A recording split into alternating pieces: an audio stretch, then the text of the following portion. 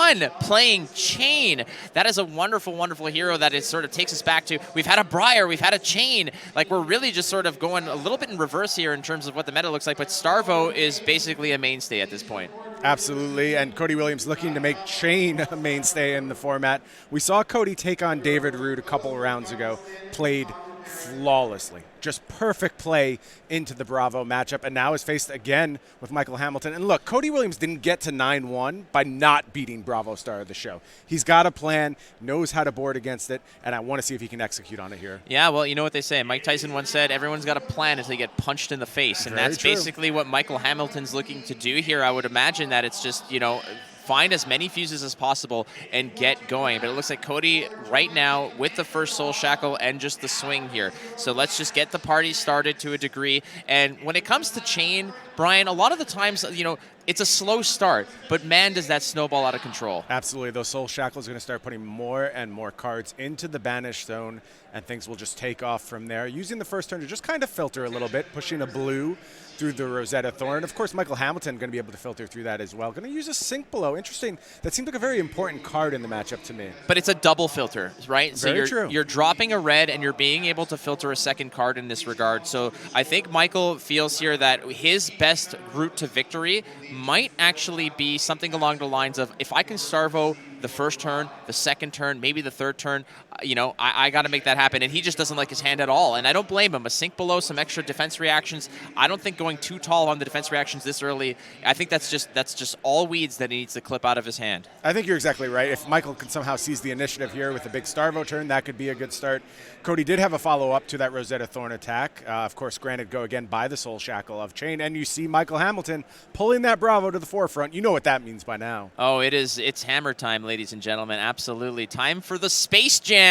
Here it comes. He's just revealing the hotness. I believe that is is that the red or the yellow Autumn's Touch? I'm not too sure here either way. I think it's a yellow, and Micheal Hamilton does play 3 copies of the yellow Autumn's Touch in the list, so that would make some degree of sense. And it looks like it's just, airmail it to face. I don't think that there's any resistance being shown by Cody. Cody likes his hand, apparently. Now, this is a different story because this one's coming with a Frostbite Chaser. I'm so glad we're mentioning Frostbites now because, like I said, we saw this matchup before. We saw Cody take down David Root playing Bravo Star of the show. Root, however, brought Rampart of the Ram's Head in the shield spot. And normally that's a fantastic choice against Chain because Chain often breaks the combat chain. We made the point, Tannen and I, to make that distinction every time. Tannen must have been combat salivating. That's Chain. That's totally his wheelhouse, for sure. So we made that distinction. And so, but the thing is, Cody Williams plays this matchup so well. He didn't leave any vulnerability in his game to that Rampart of the Ram's Head. Just managed the combat chain absolutely perfectly. And I'm going to be really curious to see if Micheal Hamilton can get value out of that Stalagmite. And look what he did. He just took it like a champ. Went and took 12 damage, no problem. And you know what? Look at the amount of equipment he have. Part of the Chain matchup I found has always been that even if you're very aggressive, their equipment package is pretty steadfast. You've got 3 block on the Grasp, 3 block off of the Skull Cap, and 6 block off of the Carrion Husk. That's a lot of damage that you can eat. So taking the damage here doesn't necessarily phase him too much because it's not an on-hit, right? So here it comes now. It's going to drop the Belittle, revealing a Bounding Demigon. So he's going to go hunt for that Minnowism. In that list itself, he's got 3 red Minnowisms and 2 blue Minnowisms. So it depends what he wants. Does he want aggression or does he want fuel to continue the turn? And I think at this point it's just like, let's just keep going for it. Let's keep doing some damage and let's continue just ramping up the future attacks. But that Belittle has a built-in go again already. Yes, it does. So that's going to be coming in a second time. And this Belittle Minnowism engine is such a huge boon for Chain. It really fixes your hand however you want. Should you need more resources, you can go get your blue Minnowism. Should you need more aggression, you get the red one. Yeah, it does a little bit of everything. And in this case, what it's doing right now is presenting 3 points of damage and a go again option. And what Cody also has in his hand now is that red Minnowism, meaning that the follow-up attack could potentially be ramped up a little bit. But again, it's very early. in this turn, and you're not going to see any use of equipment like the Crater Fist or the Stalagmite. Those are going to come in at very intriguing points of the match where that one Frostbite could very well shut down the turn. We were having this discussion. I know that this is a very big point of debate. Ram's Head or Stalagmite? Ram's Head or Stalagmite? There's many Starville lists that do not even run a Stalagmite because they're leaned so heavily on the Ram's Head. But we have seen what a Stalagmite timed perfectly can do. And in this matchup, the implications of jamming a Stalagmite to end a turn with a pocket full of Blood Debt, that is dangerous as well. It absolutely is. And I also want to point out Michael's list, much more defensive than what I would call the stock Bravo list. We're using things like Disable and Glacial Fortress for our offense as opposed to some of the other big hitters. Only one Pulverize in the list. There's a ton of D-Reacts in Hamilton's list. And really critically, no Awakening. That's where Michael Hamilton really differentiates from the field, and as we see, has served Michael very well. I do think his list is built a little bit more for the mirror than the field at large, and I'm really curious to see how this matchup differs from how we saw David Rude play the Bravo star of the show into Chain. Well, I mean, if you're always dealing damage and you're always ahead, your Awakening is basically a dead card. It's a blue pitch at that regard.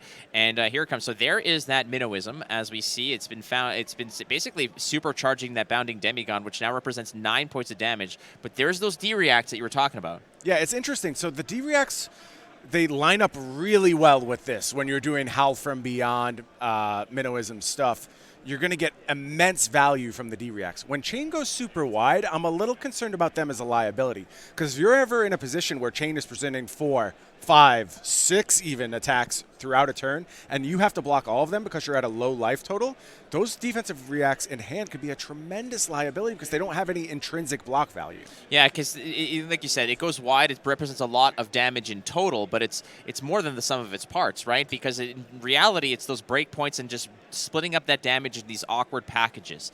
And speaking of awkward damages, here's we're going to pitch a Channel Lake Frigid to go ahead and swing with Winter's Wail, and I think that Channel Lake Frigid is a very valuable card in this matchup for Michael Hamilton, but maybe not at this juncture. Yeah, it says a lot that Michael is choosing to invest that into the Winter's Wail as well. Cody going to go ahead and take some value from that Arcanite Skullcap while it's there. Of course, Skullcap scales depending on whether your life total is lower than your opponent, so going to be a 2-block in this scenario.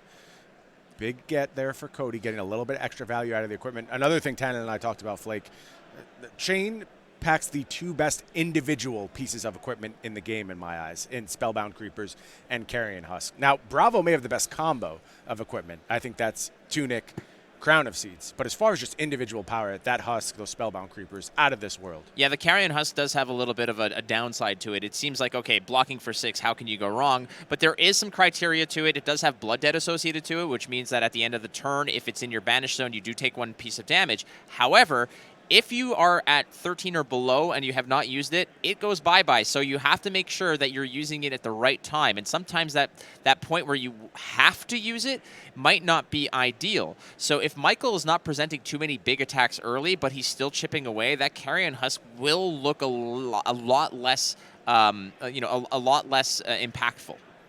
Yeah, it's one of the things about the best Chain players, which Cody Williams is certainly proving himself to be. They time that Carrion Husk so perfectly. And we saw it in the last game.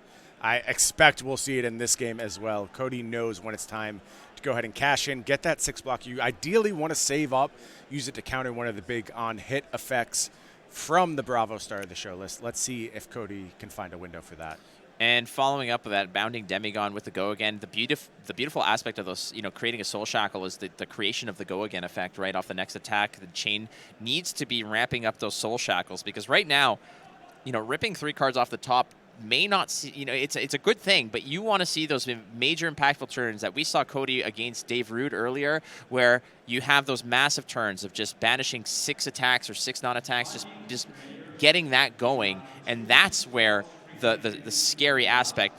Chain players typically play this dangerous game of what if I whiff and then I can't pay for things, or what if there's too much in there that I can't clear out. He could be his own worst enemy in certain aspects.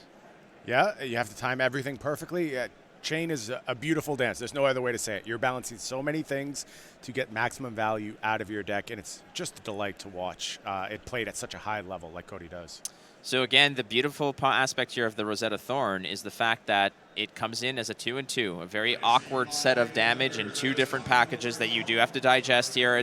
And again, to the point that you were making, Brian, the turn timber of blocking, blocking 7.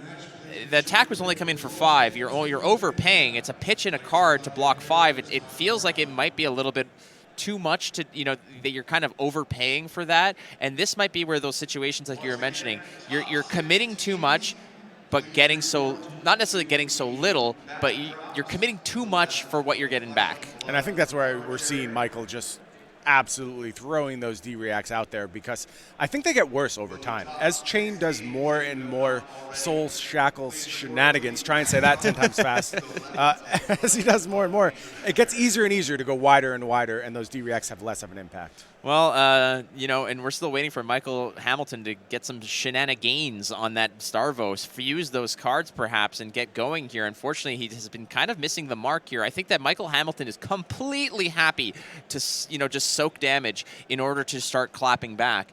He's at a very healthy life total, and he knows that it's going to get ugly later. So he's just hunting for that 3-pack, right? You get the Earth, Lightning, and Ice, and then we get going. But, you need an Okanold to start getting really dangerous, and as it stands right now, it's been all Cody, and he's dropping in with a nice attack coming in with the go again, starting those combat chains that just seem to go on for miles, and 4 attack again is that nasty little break point.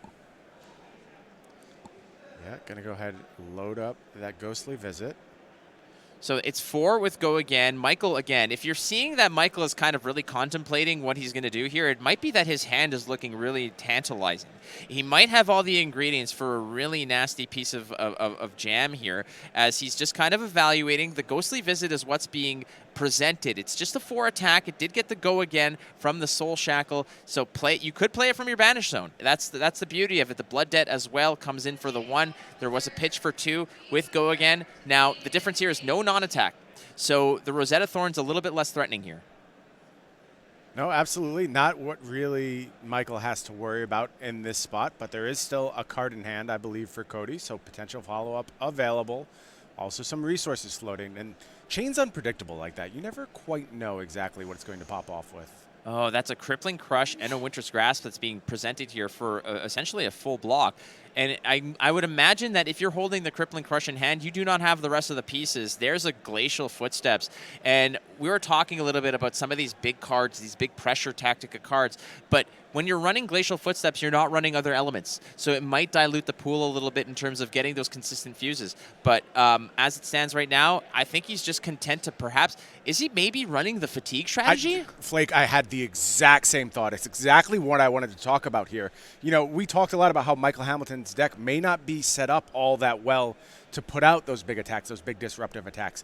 It is set up well to play defense. And Chain, of course, very vulnerable to fatigue strategically in the long game. No. We're calling it Strategue now. Fine. Very vulnerable to Strategue, which is what Michael Hamilton has executed on his side of the table. Oh, man. And that it could be a situation here where maybe Michael Hamilton was just literally just cut all the cards that 2-block. I think it's possible, and I think that's a really astute observation. It is going to be challenging for Cody to push through enough damage if the early game isn't strong. We know the late game's going to be there, but usually Chains do stuff like load up on potions for the late game. Now, I'll tell you, in the last match Cody played, we saw a huge percentage of the deck. We did not see Time Snap potions. Now, that's not to say they're not there. It's certainly possible they were floating in the bottom of the deck. But if you need to set up those massive turns in the late game, usually if you're trying to defeat Fatigue, you're doing it with the assistance of Time Snap Potion. I don't know if Cody's using them. Like I said, the plan looked good against the typical Bravo list to just race them.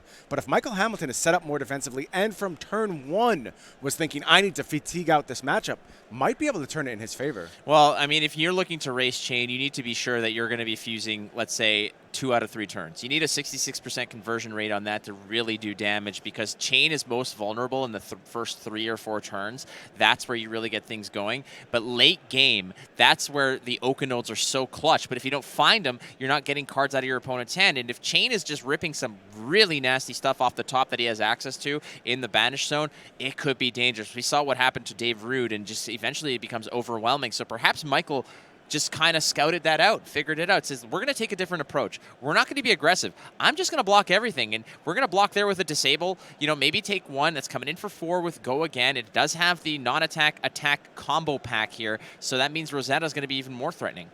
Yeah, and I think that's the plan here for Cody. Going to go ahead and push through some damage with that Rosetta. Now, Rosetta being a guaranteed source of damage is a big deal for Cody. Being able to always get that one. If you can get to that late game, maybe you can leverage Rosetta Thorn to get those last few points through. It's going to be a challenge, though. So just continuing on the combat chain, he just kind of sort of tickled that Rosetta and just said, all right, it's here. I ain't decided yet, but hey, how about another 4 with go again? Cleaning out the Banish Zone a little bit as well, not inflicting any of the blood debt. But I really do believe that Cody is not in a situation where he worries about blood debt necessarily. It's just, I need to go as fast as possible here. It's full steam ahead. So we're going to worry about that later. That's a tomorrow Cody problem. Yeah, you almost can't worry about it as Chain. You just have to maximize your output. And if that means you're going to take a little damage in the early game, so be it. I think especially as Cody sees Michael Hamilton block more and more, he's less and less concerned about what blood debt's going to do to him. Yeah, and the more I see this, the more I believe that Michael Hamilton is on a strategy here of just get as many 3 blocks in the deck, soak up as much damage as I can, block it out, and just keep an ice card. Keep a blue ice, swing hammer, arsenal. Having an arsenal is just extra gravy, but if I can keep a blue ice and swing hammer and remain somewhat relevant here, that might be his game plan. I agree entirely, Flake, and we're seeing it develop. We're seeing Cody Williams start to look and scramble for those few extra points of damage where it can be found. But Michael Hamilton at 28, facing 5 Soul Shackles. Look, the difficulty is going to get turned up. That's what happens here. It just gets harder and harder to weather Chain's onslaught. But thus far, I really like the start from Michael Hamilton. And look, again, it's winner's whale. Just pitch an ice, get in there for 4, disrupt a little bit, make Cody uncomfortable, and save all your resources for defense. A really well-executed game plan thus far by Michael Hamilton. Have you ever played Cruisin' USA on Nintendo 64? Absolutely. I'm almost 40 years old. I was legally required to play Cruisin' USA. Yes, as a 36-year-old, when you're done with GoldenEye, you load up Cruisin' USA, and the more that the further, I feel like the further ahead you got, the harder the game got. Oh, yeah. And I think that's where where this is coming from. It's me and my buddies when we play, it's like, oh, what happened to you? I got Cruisin' USA'd. Yeah. So it's like that's kind of where we're at with the Chain player here. Those rubber band mechanics, we call them. So here goes. That's a nice pickup off the top. That looks like a what do we got there? I think it's 2 Bounty Demigons and a Riftbind. Riftbind, all red, I believe. So that is a juiced up Banish Zone ready to produce some damage for Cody Williams. And Cody needed this. He needed a way to go ahead and start pushing some damage. Also, though, critically with Chain, you need to find a way to give all this stuff go again. So Minnowism is going to go ahead and ramp up the damage on the next attack, right? So, but again, finding the go again where you have it. The beautiful part here is that it is just built into Chain's ability. Yes, that inherent go again. One of the, I mean, when Chain was a problem in the metagame, this was often cited as the reason why it was a problem. There is just so much utility you get from go again on demand. It's something that no other hero in the game can really do. All right, so we got go again from the Soul Shackle here. The Minnowism is going to, ramp up that base 3 Riftbind. Now, why is it at 7? Because the game text on Riftbind does have an effect here. Yeah, it's going to go ahead and pump that attack a little bit more. I think it's interesting that the Bounding Demigons didn't do anything to try and influence the early parts of the combat chain. It's just instead the Riftbind. So you're making a larger attack earlier in the combat chain. And the influence of that on the turn should put Michael into some tougher decisions early on. So just full blocking out here as much as we can. I'm assuming that there might be a pitch card here to perhaps block the, just go ahead and recycle the arsenal with the Crown of Seeds. Maybe you were just going to soak the 1 damage. He's just happy to take the damage here. He might be, saving it for something else, or maybe he likes his arsenal card. Maybe it's a D-React in there. Yeah, so it was not double Bounding Demigon. Last card in the Banish Zone was on Hollowed Rites. So it looks like we're going to go ahead and roll that through the next turn, unless there's some Spellbound Creeper shenanigans going on. All right, so we're still on that Strategue mode. Strategic plan looking strong thus far. Damn right it is. We're going to go ahead and toss a pulse, and you can tell that that is exactly what's happening. Oh, yeah. Once you're throwing pulses to the wind, you're committed to this plan. All of Michael Hamilton's best cards, Oakenold, Pulse, they're being used for pure defense. This is the fatigue plan through and through. Yeah, all your best cards, all of your best Majestics are essentially just being tossed into the wind here. But here, this is just a standard, as Tannen likes to say, a warm 4. As warm there's 4. warm 4 with the tossing out the Lightning Surge, still a card in that arsenal. I'm led to believe that perhaps that is likely just a D-react. I agree with you at this point, Flake. I think it's just going to chill there until a large attack comes through, get some value out of it. And again, if I'm Michael Hamilton, I am very pleased with the way these early turns have turned out. Cody Williams not really able to force all that much damage through. And look how many defensive resources are still on Michael Hamilton's side of the field. You still have that Crater Fist ready to block too. Stalagmite untouched. That's going to complicate those turns where you're trying to go super wide, because if you're trying to play 6-7 attacks in a turn, you need resources. And granted, you should be able to leverage your hand like that because you have so much of a secondary hand in the bin.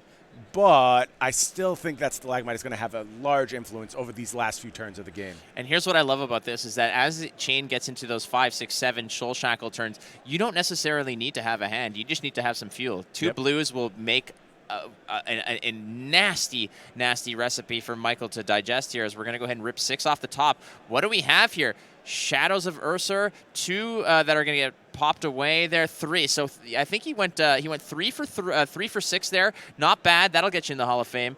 It's another Bounding Demigon, Shadows of Ursa as well. So there's some resources there. And again, if those 2 cards in hand are blue, you can do a whole lot of damage. Yeah, of course. Shadows of Ursa, Bounding Demigon, no resource cost, so they can be played for free. Here's a Mauve Skies. That's going to help with the go again problem. That's always something Chain has to figure out. How am I giving these things go again? Unhollowed Right's going to get go again from the Mauve Skies. Looks like a pitch of a blue Minnowism, so we have the resources.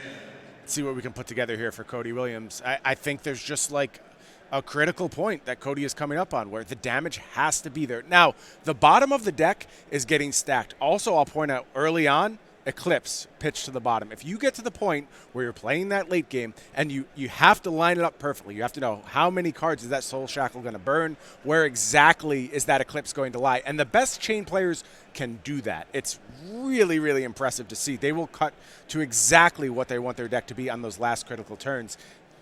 It wouldn't surprise me if Cody has that type of play in his arsenal. It could just be that purposeful, that thought out. It's surprising because the amount of tournaments that I've played or I've heard people play against where they're like, they always have it at the end. They always have it. I wonder why. Exactly. I wonder why they have it. Exactly, because the best players are always going to be making sure that 7th, 8th, 9th turn are the kill shots, right? And look at the health totals. Cody's still at 23. Michael Hamilton at 26. Now, that 26, you're going to see that be dwindling real soon as eventually the resources that you're holding on to are not going to be able to keep pace with just the onslaught that Cody's is going to be presenting. So there's a Turn Timber in hand. Again, we're really running out of D-Reacts as well. I know that you had mentioned earlier that there are 8 D-Reacts in this list. We saw the Sink Below early. We've seen a bunch of Turn Timbers. We've seen some Staunch responses as well. But we're just like, this is where you mentioned that inefficient blocking becomes so relevant. We're going to block 4 with a 7? Like, that feels kind of, it doesn't feel right. It's iffy. It's iffy for sure. There's some vulnerability there. Now, I'll say, if you were to just put 2-3 blocks in front of it, you would have taken 1 damage there. So in terms of pitching a card to play the Turn Timber, blocking with Turn Timber, it's a little bit better. That's okay. Where it's not going to be better is where you're forced to make those string blocks where you have to block 5-6 attacks, and you need a little bit of block for all of these, 1s from Shadow, 2 from Bounding Demigon. You have to account for all that damage. But that only comes into play if your life total gets low. Michael Hamilton doing a great job of keeping the life total high right now. All right, so we're going to go ahead and pitch the Tunic resource to absorb some of that arcane damage. It's coming in for 2 and 2. Looks like he likes his hand here, so we're just going to take 3 damage, drop to 23. So it's even Steven across the board. 2 Blood Debt being charged to Cody. So as soon as that was equal, it is right now with another 2-point lead on Michael Hamilton. But again, it's just the start of this horror story for Michael. As Chain, we know that the last chapter of this book is the most impactful. Like you mentioned, pitch stacking is going to make this just absolutely gruesome. You know what I love here, Flake? You mentioned Michael Hamilton must like the hand. And then all Michael does is pitch flash, attack with hammer. But you know what? If that's a good Arsenal card, yes, Michael Hamilton likes that hand. That's all he wants to do right now. Just push that 4 damage through. Have that thought from Cody. Well, what happens if I get stuck with Blood Debt on a really bad turn? You can't just give him a free pass. You want to go ahead and make sure that hammer is doing as much disruption as possible. You'd prefer a cold 4, but you'll take the warm 4 as well. And then you just go ahead and Arsenal. And something like a D-React plays very nicely out of the Arsenal. But the beauty is, it doesn't matter what it is, 'cause it's still fodder for Crown of Seeds. I think that honestly, the ship has sailed in terms of fusing Starvo. I think we saw one. We saw one in turn 1, right? We did. Yeah, and that was it. That's all she wrote in terms of that, and that came after a 4-card cycle, a 4-card filter, and but it has been all a fatigue strategy here from Michael Hamilton. You know, we've seen how, you know, Dave Root tried to go toe-to-toe, tried to just swing haymakers back and forth, but it's not working out. So in this case, but Michael can't do that. Like the way he's set up, it's not even an option, because we saw D-Root had Awakening in that spot. So you fall behind to the chain, you can catch up through Awakening. However, Hamilton just doesn't have access to that. So I think correctly just identified, this is the only way Hamilton's going to win this matchup. And we saw there the banishment was 2 Art of Wars, and Cody just kind of said, yeah, that's nightmare banishment for Cody. Yeah, he made reference there. I think Michael said, oh, is that 2 Art of Wars? And Cody's like, yep, that's 2 Art of Wars, my friend. So that might be some good news for you. Now, but he's got one. the third. Okay, so that's a big pickup from Cody. Art of War, incredible in this deck. Going to go ahead and put another card in the banish zone. Pick up 2 more cards from the top of the deck. Also, pitched unmovable here. Like, you assume unmovable's what you want for this Bravo matchup, but what if they flip the script on you? And I love we're seeing this plan from Michael Hamilton. It may not be the most engrossing thing to watch from a turn-by-turn basis, right? Just attacking with hammer isn't exciting, but the way Michael has adjusted the way he plays the Bravo matchup into chain, you can tell it's completely different from what Cody has seen all day, because those unmovables are still there, because they're usually great here, and they're almost complete blanks against Michael's plan. Well, they're solutions to those big Okanold problems, right? That's what basically saves the day, and we're also coming to a point where Cody's going to have to eventually use that.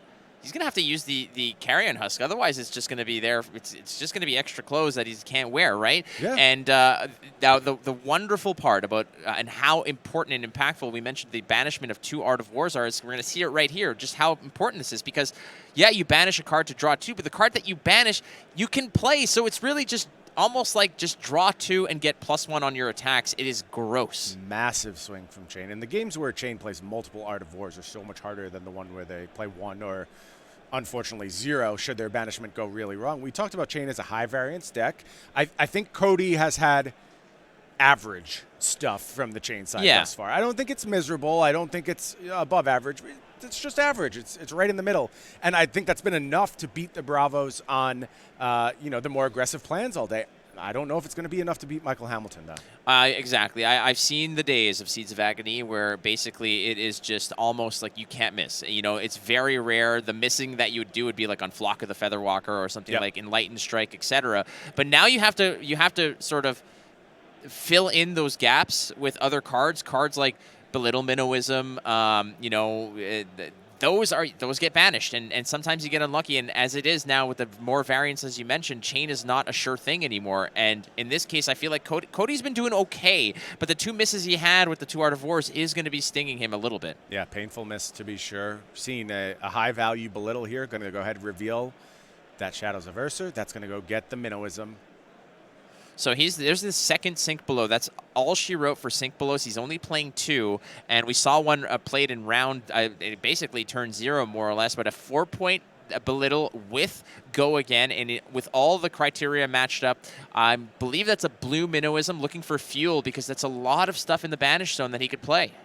And you see Michael Hamilton making the first count of Cody's deck. That's going to become critical as we get down to the fatigue plan, as Cody puts more and more cards in the banish zone every go around. It's amazing just how much resources and access to the tools that Chain can create. And yeah, your Soul Shackles are ripping cards off the top, but they're playable. Chain wants to start slow but snowball out of control.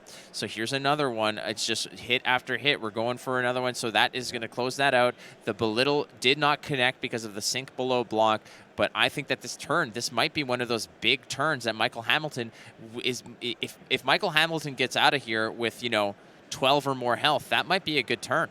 I agree with you. There's a lot of different angles that Cody's going to be coming from. Of course, go again granted by Shadow Puppetry. If this hits, going to get another look at the top of the deck, possibly banish another card. Stocked up in the graveyard, though, 3 copies of Invert Existence. That's a weird one. Now, not an attack. It is an instant, however, can be used to attack an opponent's graveyard and sort of force through some arcane damage. I wonder what role that card's going to play in this matchup. So it is played at instant speed, so it's not going to require any go-agains, right? So those can be those can be fired off. So going to pull out a blue Minnowism can fuel that turn if necessary, but right now it's Michael Hamilton that needs to be just digesting this turn right here. There's another D-React. That's another one that's on the menu right there, as we're going to block 6 of the 6, as the Shadow Puppetry is one of those cards that are very integral to the chain matchup.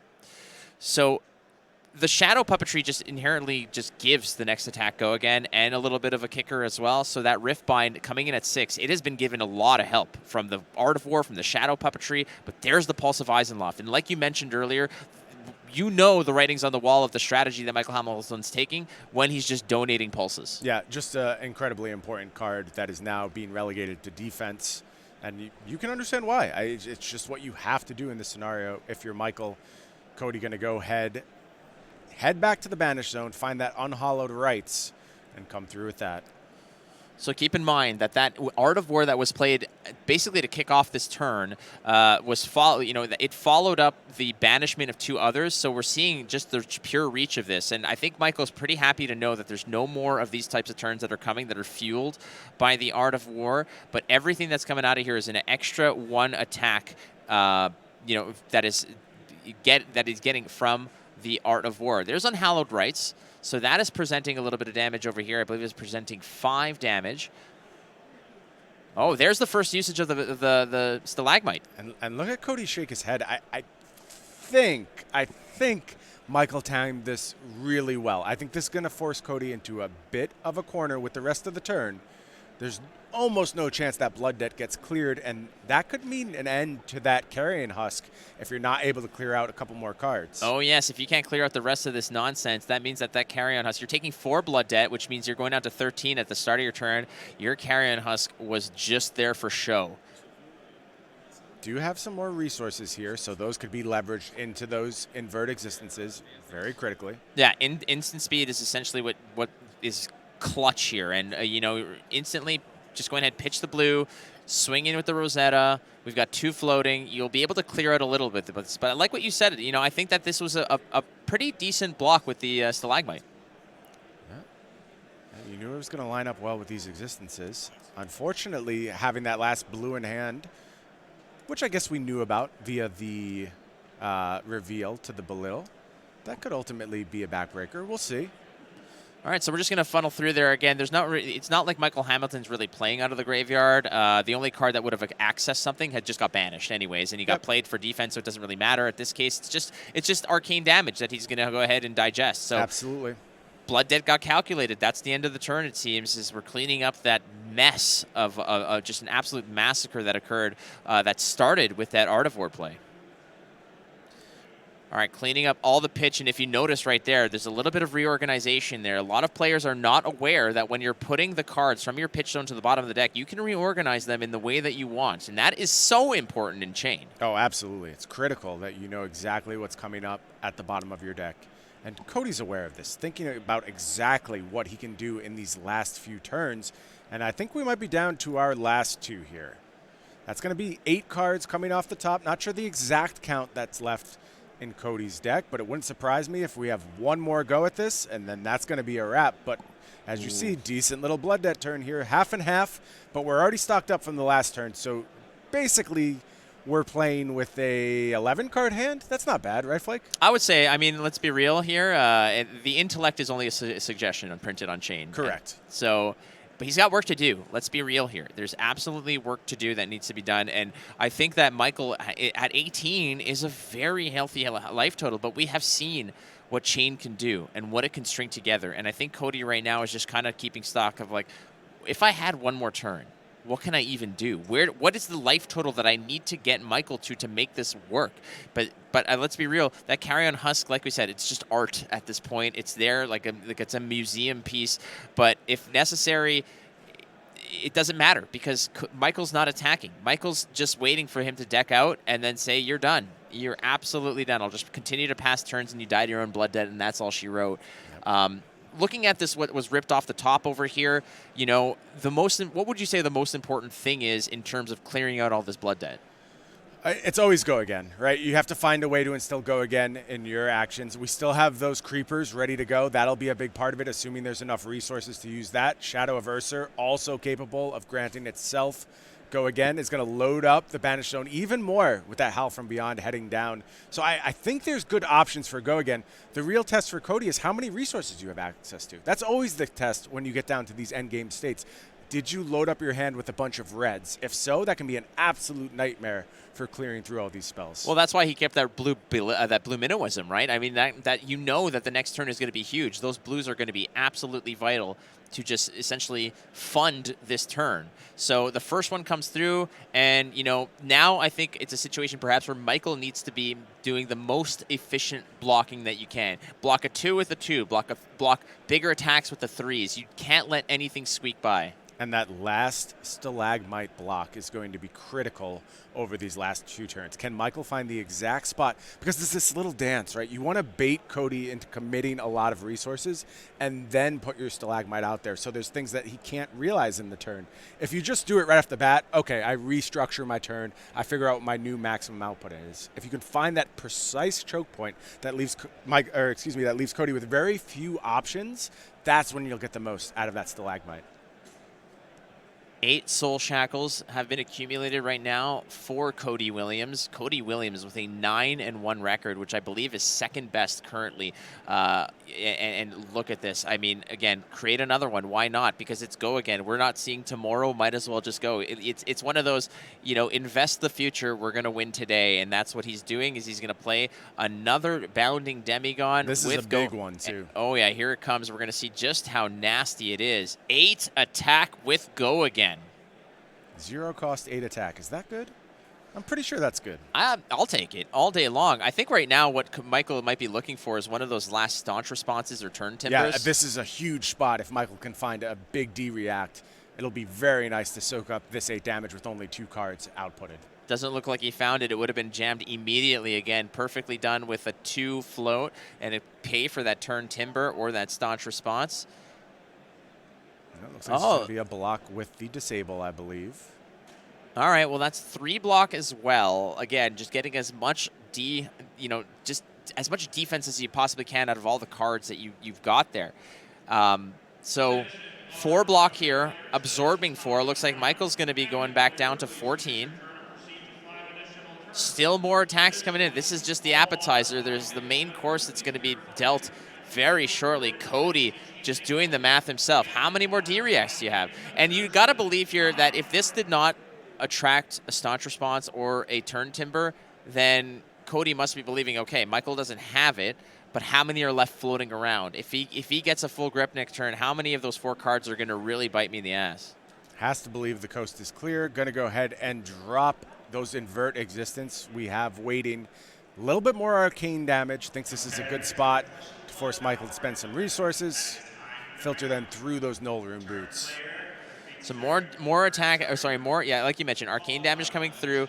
Those invert existences are very simple ways to just clear the blood debt where necessary. And look at this. The Eclipse that we saw pitched early in the game is going to come down, and Ursa is going to make its way into the battlefield. Such a unique aspect to what this game is.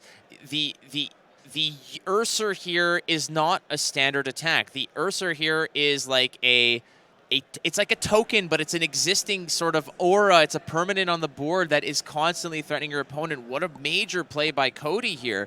And like you said, it's something that you can attack, you can address. But you have to do it in one turn. You have to take the Ursa out in one shot, and it's not going to happen.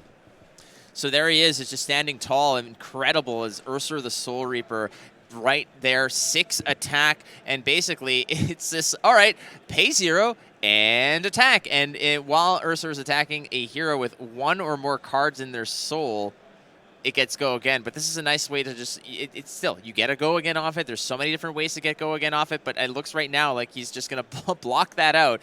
Like, what a nasty, nasty little move. That is just bad news slapped onto more bad news. Yeah, and there's virtually no chance that Michael is going to be able to piece together 6 damage to get Ursa off the field. So that means in this last turn, and I'm almost certain this is the last turn, when you Soul Shackle 9, it tends to be. In this last turn, that Ursa just being a persistent source of 6 damage is going to make such a big difference. And you see Michael just passes the turn over, and these are the last cards in the deck. So this is Cody Williams' last chance to find this 12 damage, and it was not what Cody was looking for, not an explosive set of cards out of that banished zone. Now, there are shadows, so if there's banished cards, or excuse me, blood deck cards in Cody's hand, it's possible we can find some more offense. Keep in mind here, the timing here is really good for Michael because he did go up to a third to take on the Tunic, so he could use that Tunic to soak a damage with the Crown of Seeds and get another card in hand that he could potentially block with. So that is very good news for him. Things have seemed to be timed well for him. The problem is there's a 6-point Ursa that is so gross, and it's just always there. It's like a free 6-point attack that just stays with you. Yeah, if you're ever able to achieve the Ursa Dream, it's kind of a nightmare. It really ups your output. Granted, the Soul stuff is flavor text in a lot of matchups. Obviously, though, huge upside against one of the best decks in the format, Prism. But the main thing is that you're just finding 6 damage from somewhere else. A lot of resources left on Cody's side. We have those Spellbound Creepers, but you mentioned it, and very astute observation, Flake. Having the access to the Tunic on this turn is everything for Michael Hammond. You're going to get 5 cards to defend with, plus that extra burst of defense, and now there's a Blizzard. But look, the Blizzard is being used for resources, not to stop this go again, and I think that's smart. I think you're just better off being able to play the cards you need, be able to go ahead and use those Null Rune boots, and realize it's not actually going to shut down Cody's turn. Now, you might be thinking, okay, why would you get rid of a Blizzard like that when you could just Tunic and go? The Blizzard doesn't have a defense value associated with it, so it's just blue pitch anyways. And there's a staunch response, very well timed. It looks like Cody might be in a little bit of trouble here because that last segment of banishments were not the kind of clip that you wanted to hit here. I think he was looking for maybe 2 extra cards to really pull this together. Yeah, now granted, Cody would have known every card on the bottom if it was perfectly tracked. At that point, you're only dealing with cards that you have pitched at that point. So Cody should have known what was coming. I believe he did. But sometimes you just have to play the cards as presented to you. You're not always going to have the perfect pitch zone. We did see that Eclipse, like I said, masterfully cut to. Got it right on time, able to add to the offense when we got to the late stages. But now we got to find that W. Howl from Beyond is a good first step.